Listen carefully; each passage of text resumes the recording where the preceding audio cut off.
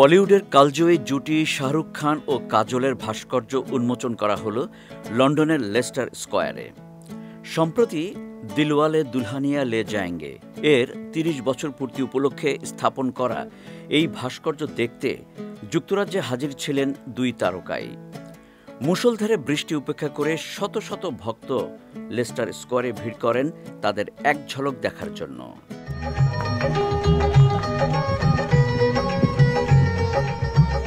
ভাস্কর্যের সামনে দাঁড়িয়ে শাহরুখ খান মজা করে বলেন, নিজের লাইফ সাইজ প্রতিকৃতি দেখে মনে হচ্ছে পুতুল দেখছি। তিনি আরও জানান, তার ৩ সন্তানকে ভাস্কর্যটি দেখানোর জন্য তিনি আর অপেক্ষা করতে পারছেন না।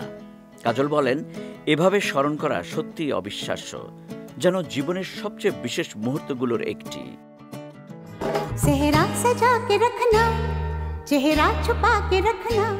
উন্মোচন অনুষ্ঠান শেষে গণমাধ্যমের সাথে এক আলাপচারিতায় উঠে আসে ব্যক্তিগত জীবন প্রসঙ্গ। এক সাংবাদিক নবদম্পতিদের জন্য পরামর্শ চাইলে কাজল হেসে বলেন, ও তো শুধু বিয়ের আগ পর্যন্ত পরামর্শ দিতে পারে। শাহরুখও রসিকতা করে যোগ করেন, বিয়ের পর জীবনের হিসাব নিজেকেই মিলিয়ে নিতে হয়।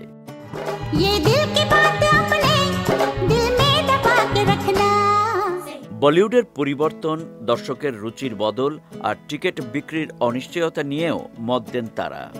কাজলের মতে, এখন মানুষের সামনে প্রচুর বিকল্প, তবে শাহরুখ বিশ্বাস করেন সিনেমা হলে সবাই মিলে ছবি দেখার আনন্দ কখনোই হারাবে না।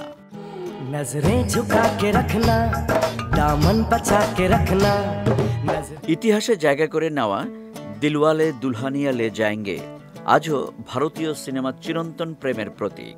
লেস্টার স্কয়ারে ভাস্কর্য স্থাপন সেই ভালোবাসারই বিশ্বমঞ্চের নতুন ঘোষণা।